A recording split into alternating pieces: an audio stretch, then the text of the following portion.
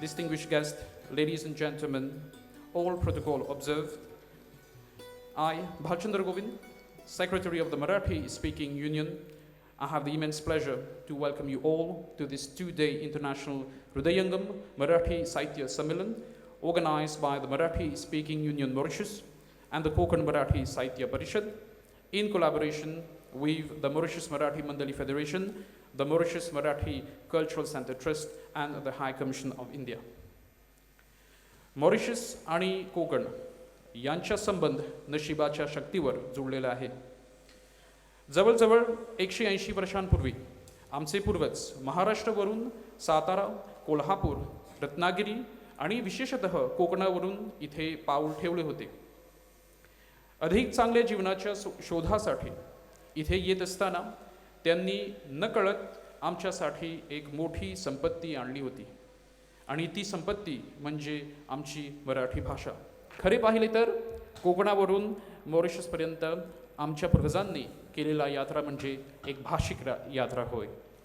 उंच हिरवेगार डोंगर, सगळीकडे पसरलेली उसाची शेती, अथांग पाण्याने भरून वाहणाऱ्या नद्या, एकीकडे पसरलेला समुद्र, तर कोकणासारखा अशा नयनरम्य वातावरणात आमच्या पूर्वजांनी मॉरिशस बेटावर त्यांचे स्थलमान आणि नैसर्गिक सहजभाव शोधून या भूमीवर मराठी भाषेचे बीज त्यांनी पेरले. आज दक्षिण हिंद महासागरात मॉरिशस हा देश मराठी भाषेचे एक महत्त्वपूर्ण केंद्र झालेले आहे. आजतागायत आम्ही इथे उपलब्ध असलेल्या सुविधांनी आणि स्थायिक रीतीने पद्धतीने आमच्या मराठी भाषेची जोपासना करीत आहोत.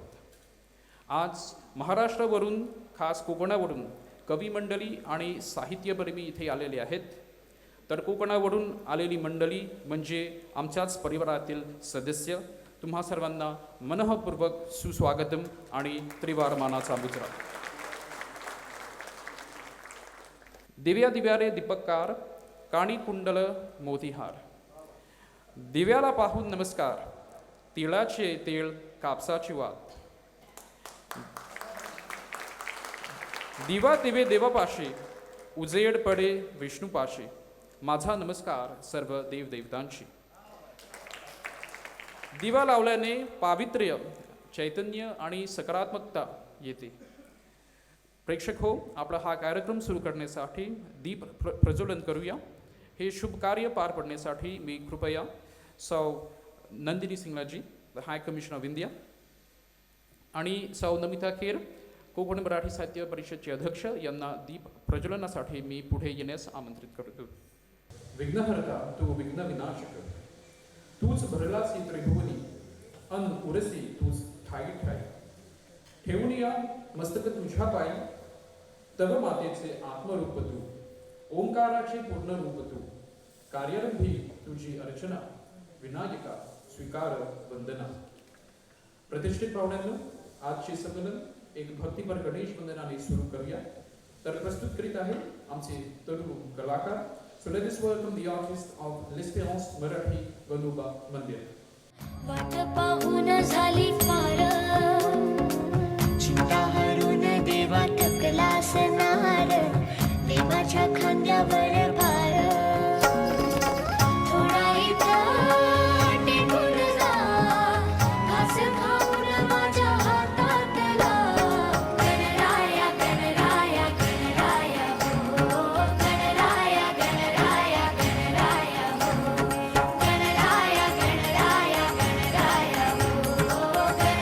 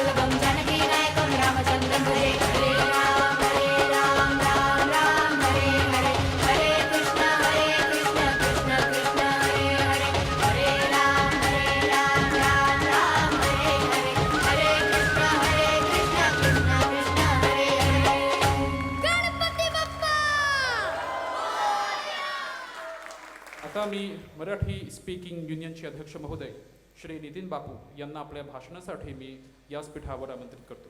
मॉरिशसमध्ये आलेले दिग्गज कवी, लेखक आणि कलाकार कोकणवरून आपल्या सगळ्यांचे मनपूर्वक स्वागत मी करतो. आणि उपस्थित मॉरिशसमध्ये सुद्धा जे शिक्षक आहे आणि विद्यार्थी आहे यांचे सुद्धा स्वागत करतो. माझा सप्रेम नमस्कार आणि अभिवादन. आज मॉरिशसमध्ये कला एवं सांस्कृतिक वारसा मंत्रालयाच्या विद्यमाने मराठी स्पीकिंग युनियन, कोकण मराठी साहित्य परिषद महाराष्ट्र, मॉरिशस मराठी महामंडळ, मॉरिशस मराठी सांस्कृतिक केंद्र, भारतीय उच्चायुक्त या सर्व संस्थांच्या वतीने आज मॉरिशसमध्ये आयोजित आंतरराष्ट्रीय हृदयंगम मराठी साहित्य संमेलनात मी माझ्या हृदय मंदिरापासून आपल्या सगळ्यांचे स्वागत आम्ही करतो. मॉरिशसमध्ये 2009 पासून मराठी भाषेची जोपासना तसेच प्रसार करण्याची जबाबदारी MSU सांभाळत आहे, अर्थात मराठी स्पीकिंग युनियन सांभाळत आहे. आणि वर्षभरात अनेक कार्यक्रम, उपक्रम तसेच पुस्तक प्रकाशन आणि स्पर्धासुद्धा आम्ही आयोजित करत असतो.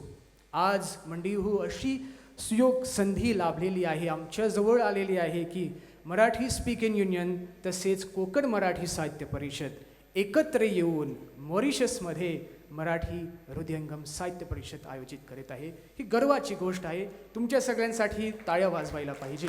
आपण आला दुरून तरीसुद्धा मनात आपण सगळेजण आहात.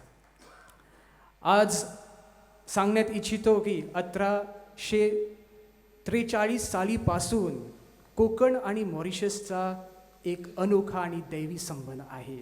कारण महाराष्ट्रातून कोकण किनारपट्ट्यापासून आमचे पूर्वज मजूर म्हणून इथे मॉरिशसला आले होते. आणि आज बघा, मजूर होते, आज मंत्रीसुद्धा आहेत मराठी माणूस. असा हृदयंगम संबंध तसेच मराठी भाषेचा, साहित्याचा पताका उंचविण्यासाठी या 2 दिवसीय संमेलनाचे मुख्य उद्दिष्ट आहेत. महाराष्ट्राहून आलेले सर्व आणि मॉरिशसमध्ये सर्व ज्येष्ठ साहित्यकार, कलाकार एकत्र येऊन आंतरराष्ट्रीय आणि राष्ट्रीय पातळीवर मराठी भाषा, साहित्य व कला यांचे परीक्षण, उपाययोजना, नवीन दृष्टिकोन या विषयांवर चर्चा, परिसंवाद, विचारमंथन असतीलच.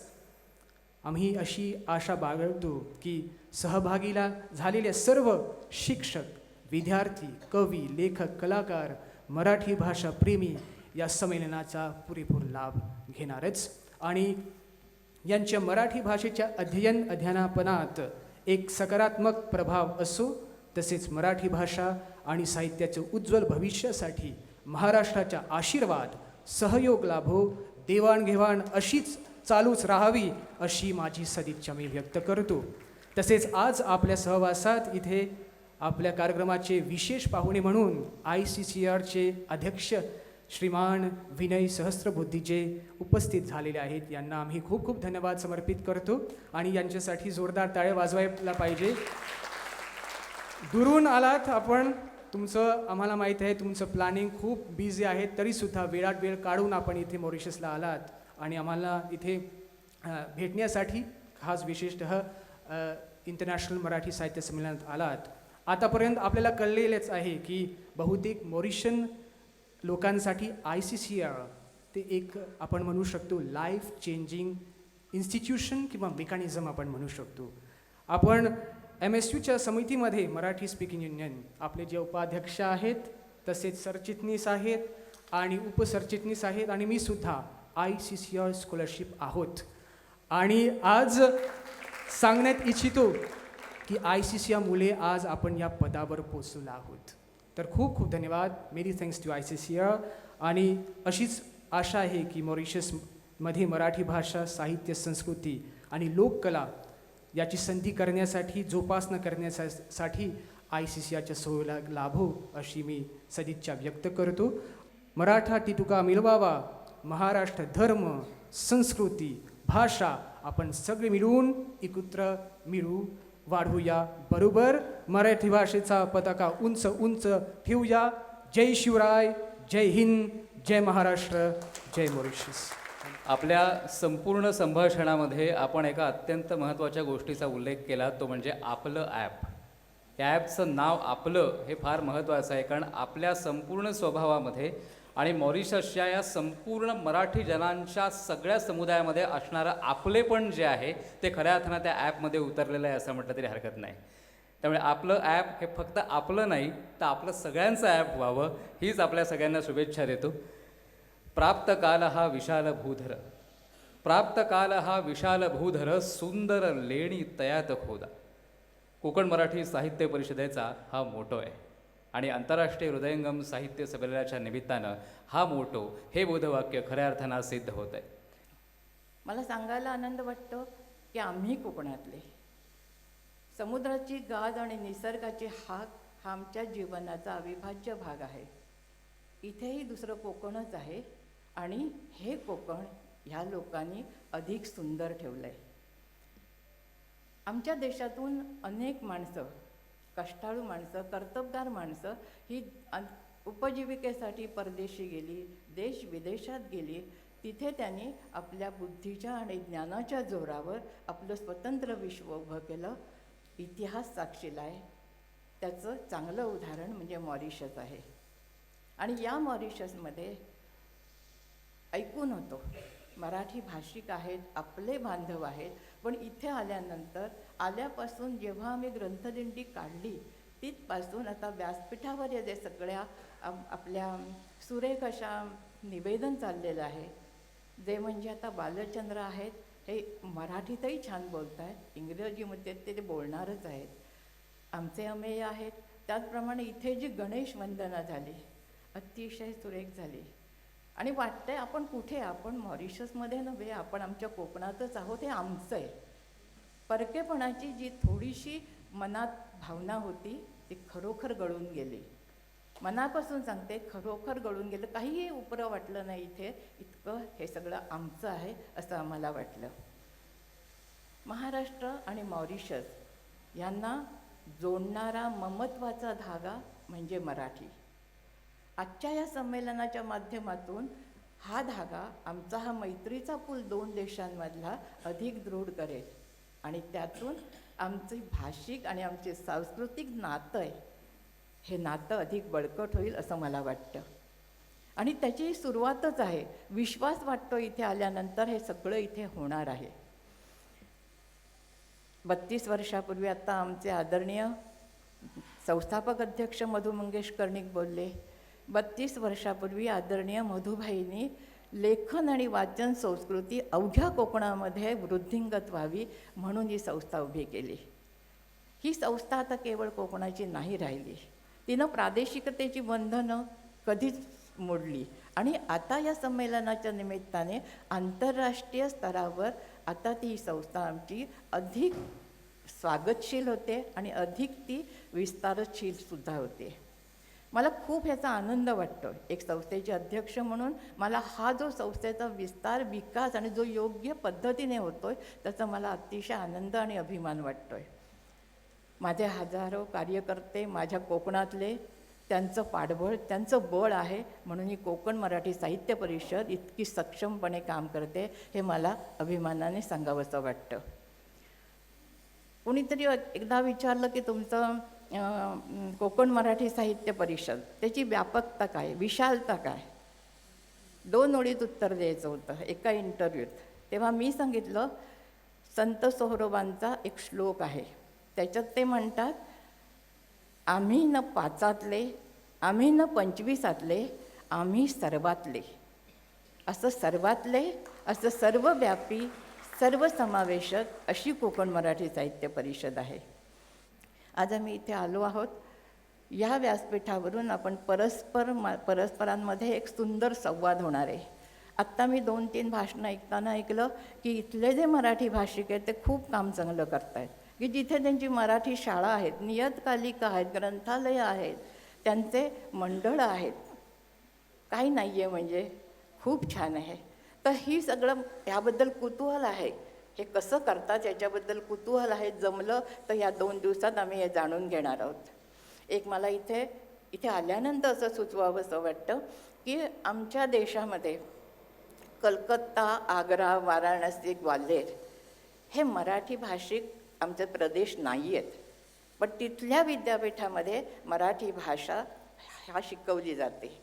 मला जसं वाटतं की मॉरिशसमध्ये आम्ही आलो आहोत, काही मागू शकतो आपल्याकडे, तर या मॉरिशसमध्ये जे विद्यापीठ आहे त्या विद्यापीठामध्ये मराठी अध्ययन केंद्र जर तुम्ही सुरू केलं तर तो एक आमच्यासाठी आजच्या संमेलनाचा आहे. आजच्या संमेलनाचा एक अतिशय सुरेख असा सकारात्मक त्याचं फलित असेल. मॉरिशस आणि मराठी यांचं काय नातं आहे हे मगापासून आपण ऐकतो आहोत आणि गेले 2 दिवस इथलं आतिथ्य आपण अनुभवतो आहोत. हे जे हृदयाचे बंध आहेत त्यातून आपण हे संमेलन इथे आयोजित केलेलं आहे.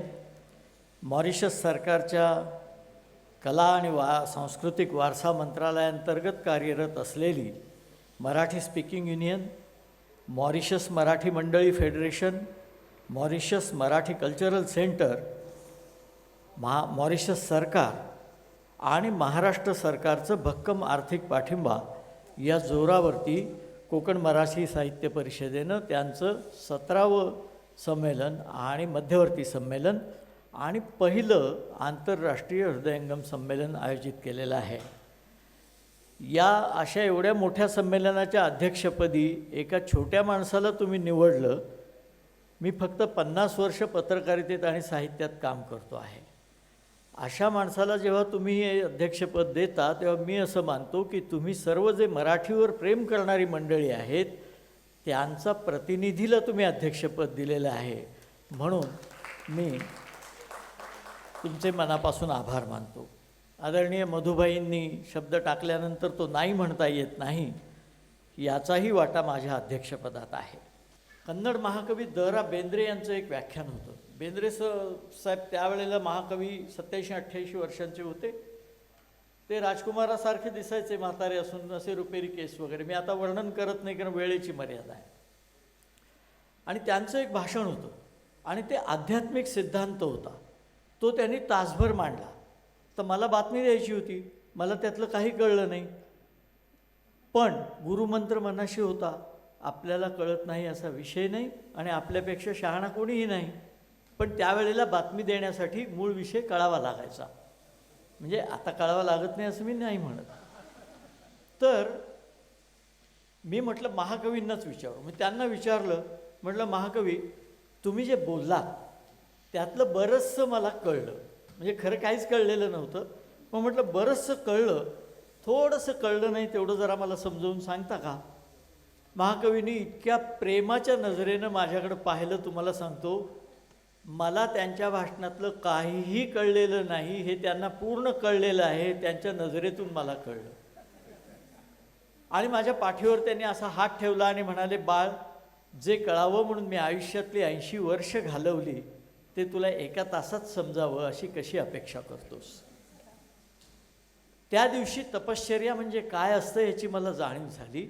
आणि एकेका विषयासाठी माणसं आयुष्य घालवतात आणि तरीही अभ्यास पूर्ण झाला नाही असं म्हणतात.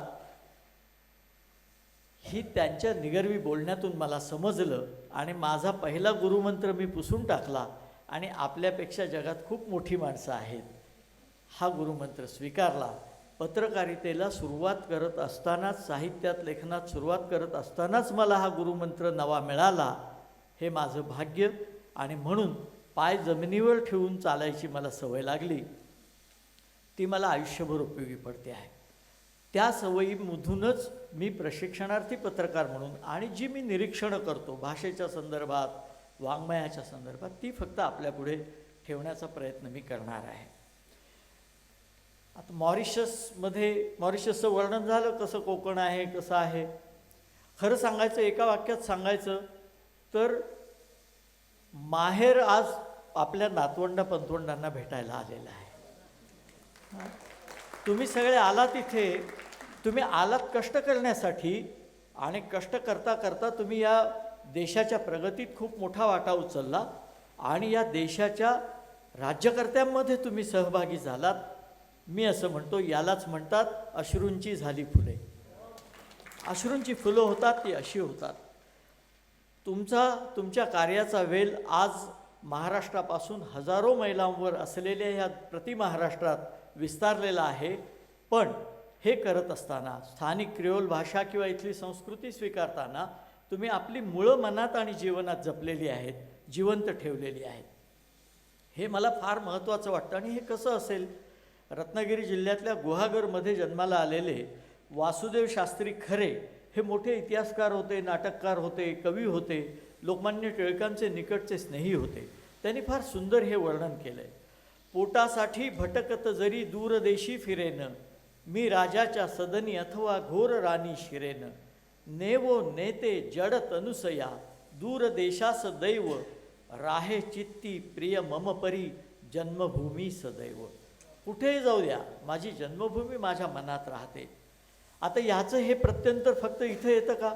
मला शिकागोमध्ये एकदा हे प्रत्यंतर आलं. तिथे मी गेलो आणि मला कळलं त्या रामकृष्ण मठाचे स्वामी जे आहेत ते मराठी आहेत.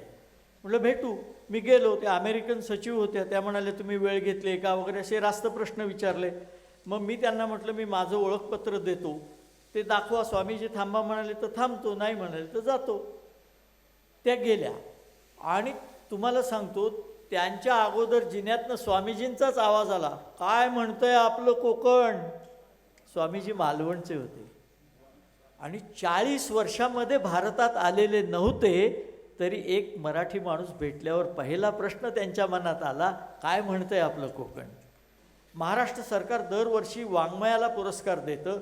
माझी अशी विनंती आहे की परदेशातल्या मराठी पुस्तकांसाठी स्वतंत्र विभाग करून या पुरस्कारामध्ये त्याचा समावेश करावा. परदेशातली मुलं, तरुण आणि अभ्यासक यांच्यासाठी मराठी भाषा आणि भारतीय संस्कृती यांच्या अध्यापन योजनासाठी देवाणघेवाणीची योजना राबवली पाहिजे. अनुदान, शिष्यवृत्त्या, विशेष प्रकल्प देऊन त्यासाठी सहाय्य, अशा प्रकारचं काम आपल्याला करता येईल. वाचेल तो वाचेल असं आचार्य विनोबा भावे म्हणायचे. आज जगात अनेक भाषांमध्ये वाचन संस्कृती अत्यंत क्षीण होते आहे.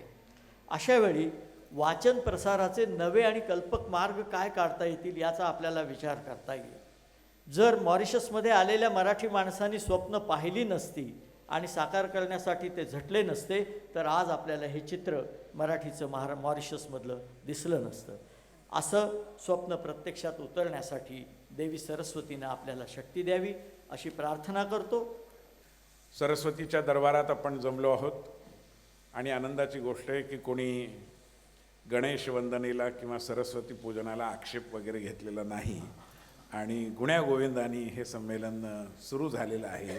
ही सध्याच्या वातावरणात एक अतिशय महत्त्वाची गोष्ट आहे. याचं कारण साहित्य व्यवहार हा आपल्या परिचयाशी संबंधित असतो. परिचय म्हणजे आपली अस्मिता, आपली ओळख, आपण कोण आहोत त्याच्याशी आपली भाषा, आपलं साहित्य, आपलं वाङ्मय याचा सगळ्याचा अतिशय जवळचा संबंध असतो. कोळेकरांनी आत्ता मराठी बोलण्याविषयीची जी उदासीनता आहे त्यावर अतिशय चांगला प्रकाश झोत टाकला आहे.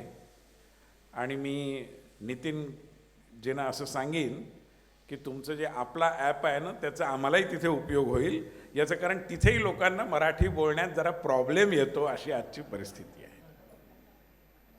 मी मुंबईहून येतो आणि मी आमच्या हाय कमिशनर मॅडमना सांगत होतो की मुंबईच्या लोकल ट्रेनमध्ये ज्यावेळी 2 प्रवासी, तसं बसायला जागा मिळणं अवघड असतं पण मिळालीच आणि समोरासमोर बसले आणि एक प्रवासी जर महाराष्ट्रातला असल्यामुळे मराठी वृत्तपत्र वाचत असेल आणि दुसऱ्याला ते हवं असेल तर त्यांनी त्याला तुमचं वाचून झाल्यावर मला देता का असं म्हटलं पाहिजे ना.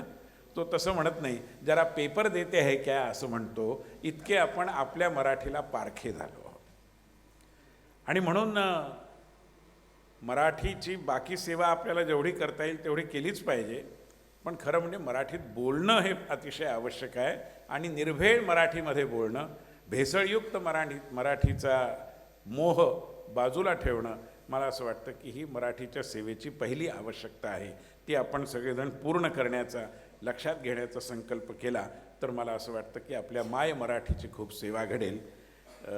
याकडे मी आपलं लक्ष वेधू इच्छितो. देवी मंगळा